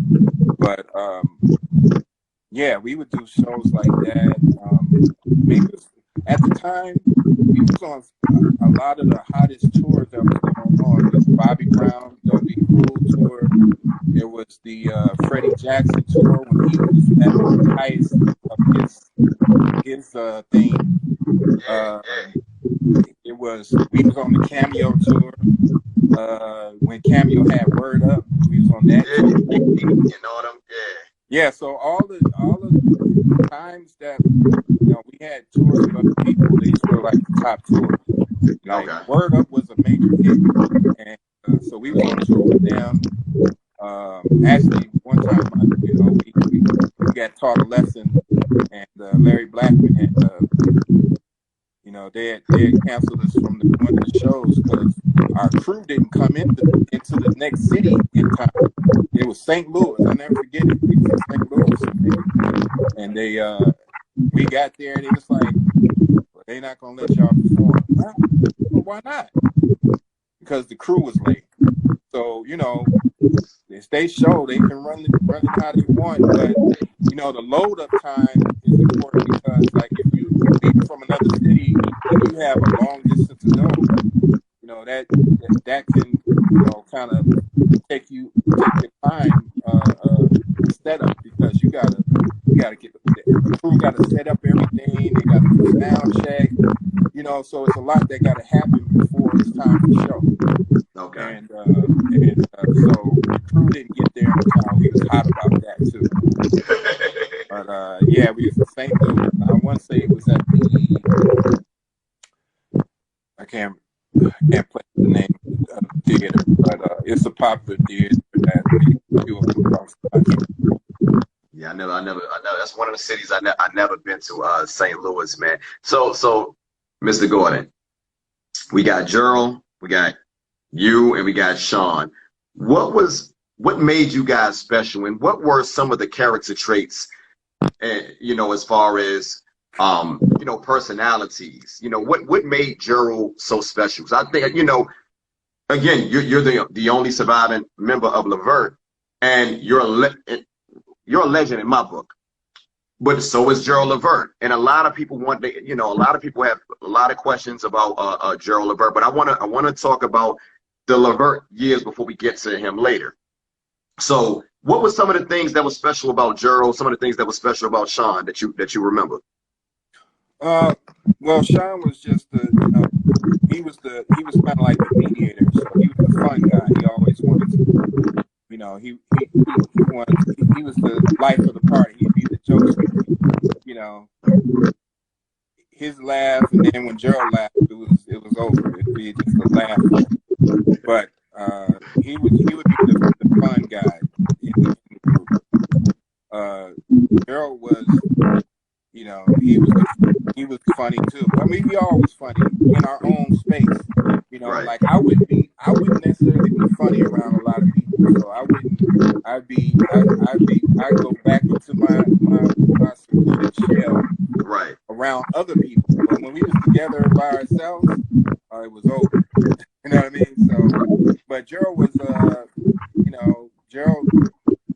he was very boisterous. He put it out there. You know what I mean? And so that's, I believe that's what made him. He was gonna make sure you knew he was there. That's crazy because when you see him, he seems so humble. I've seen him in interviews. All of you guys seem so humble, but I sit back and I look at Gerald, and I'm just like, in my opinion, and people can say whatever they want to say, but in my opinion, he is the greatest soul singer of my generation, of my lifetime. Yeah. Well, go ahead. If you got anything. I was just going to say, I mean, it's definitely, it's definitely a whole full circle from where it started, as far as not being wanted by the industry to being one of the greatest soul singers ever. You know what I mean? Right. So, I think he will. I mean, if you ask most people, to be honest, man, I think Gerald was the last great soul singer. We had a lot of good guys that come by, but we talk about with that baritone, with as far as the performance, and I think, one thing I loved about LeVert, man, is how you guys all came together. And I think, a lot of that is attributed to your great songwriting and your great production, and you and Gerald working together. And I feel like sometimes that gets overshadowed with Gerald's presence and with his name and everything. And I get it. I understand. Yeah. But a lot of people don't realize that all these songs that were hits, that were number ones, that were top tens, that was you and Gerald. Yeah. No, it was. It's just because I'm just kind of more low key than he is. Like I can go into hiding and whatever. You know what I mean? Like I don't know. I think that that was his personality, and I think that's what made us work so well, is because you didn't have the alpha male, personalities in everybody. Everybody had their own thing, and that's what kept us cool, because I didn't have to be the man. You know what I mean? I didn't have to be the one that's trying to fight for attention or try to be, out there like that. I didn't have to do that. I just played my part. You know what I mean? And Sean played his part. Gerald did his thing, and it worked. Right. I believe that if we all had the strong personalities, LeVert might have never happened. Oh, thank goodness you guys didn't. Thank goodness you guys didn't. So look, I'm gonna fast forward a little bit, man. So we just talked about the Robodope Style project, man. Now around this time, you guys, you know, this was like the first time it seemed like you guys went like a year without dropping an album, and Gerald drops a solo project, which you produced a couple of songs. What was the thought process, or when did he ever talk about that with you guys as far as dropping a solo project? And how did you feel about that if he did, when he did? I don't remember discussing it. I don't remember having a conversation like, yo, I'm about to do a solo record. I didn't remember being that kind of thing happen. And I didn't have a problem with it because I felt like, well, we got a production company, so either way it go, you know, this is part of the business. It's just a, you know, it's another check. Right. So and that's pretty much how I looked at it. And you know, things kind of drifted from that position, right, to where it was, you know, we eventually you know, kind of separated. But it was just everybody was fine with, you know. Okay. So now, like, I remember around that time, because I was scared, man. I'm not gonna lie, I was scared. I was like, oh my God, Gerald's going solo, and then he came out with Private Line, and then he had the song with him and his dad, Baby Hold On. So now, like, oh, it's over. Yeah. It's over. Then you guys come back together. So, you know, I always wanted to ask you, you know, like, everything was good around that time? How, you know, how was the relationship between you guys? What time was this? We talk about 92, 91, 92, because you drop For Real Though in the spring of 93. Yeah. And I was so excited with that lead-off single, Good Old Days. Yeah. I love that song, man. That's probably one of my favorite LeVert songs. Yeah. No, we was fine. Everything was good at that time. You know, again, just doing what we do. And there was, you know, at this time though, things starting to unravel a little bit after that record. Okay.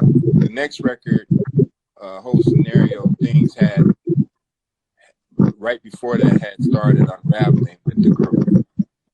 So look, before we get to that, I want to ask you this, Mr. Gordon. And again, this if you notice this conversation that I told you, we don't do any on the Bridging the Generation podcast. I don't do any salacious nonsense. I'm not trying to bring up anything that's going to go viral. I want to talk to a legend about his music, and his experience in the music industry, because I respect you as a man, and I respect you as an artist.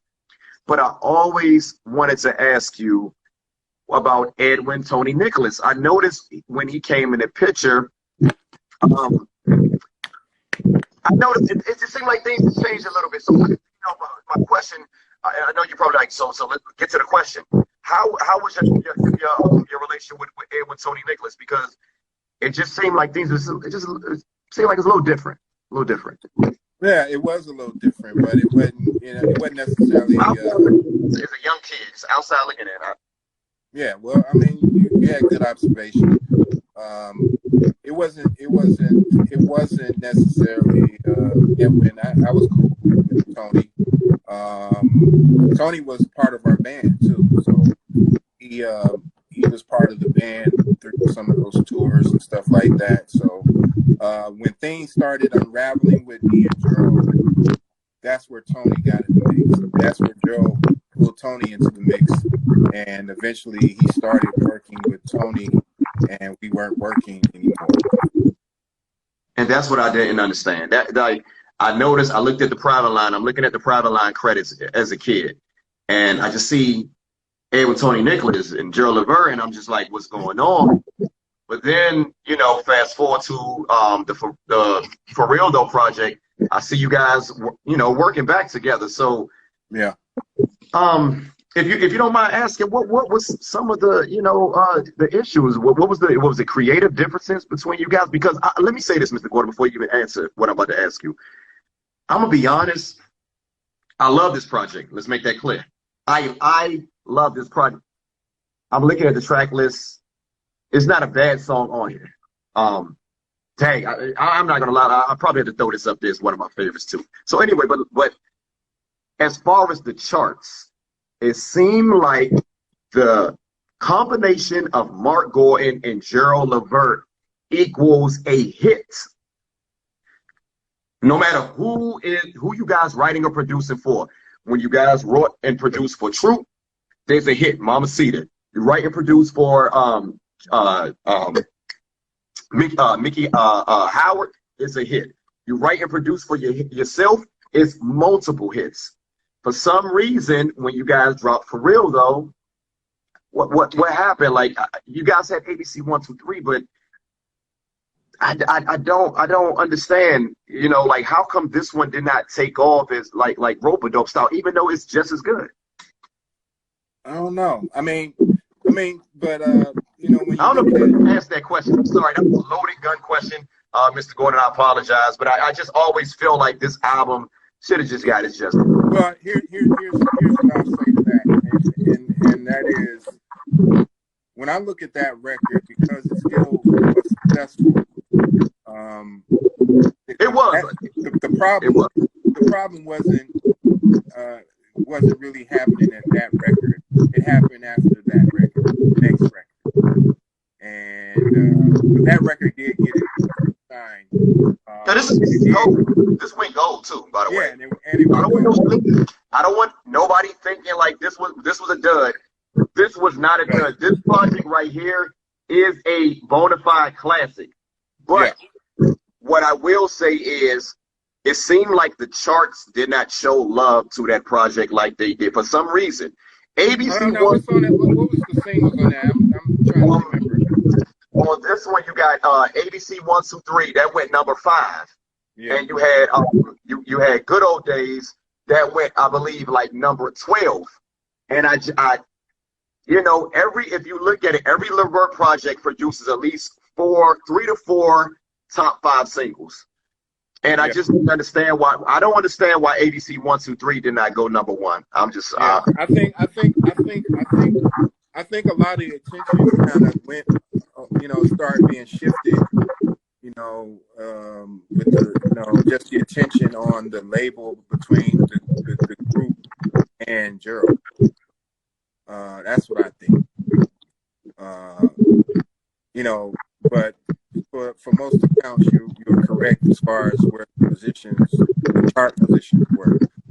But overall, it was still, I would still say, again, it was a success, but it just didn't. You're right. It didn't get the love as far as the charts going. I can't remember what was before that was ahead of us, stop us from getting there. I can't remember because again, this might have been a time when Sylvia was gone, because Sylvia was good with, getting the charts right. You guys had a really good talk about the relationship with Sylvia Rome, because I think, in recent years, I've heard she has gotten a bad rap from I've heard from certain sources, but as far as you guys' relationship, talk about you guys' relationship with Sylvia Rome. No, he was good. He was good. I remember, certain things that would happen, and we have like our meetings and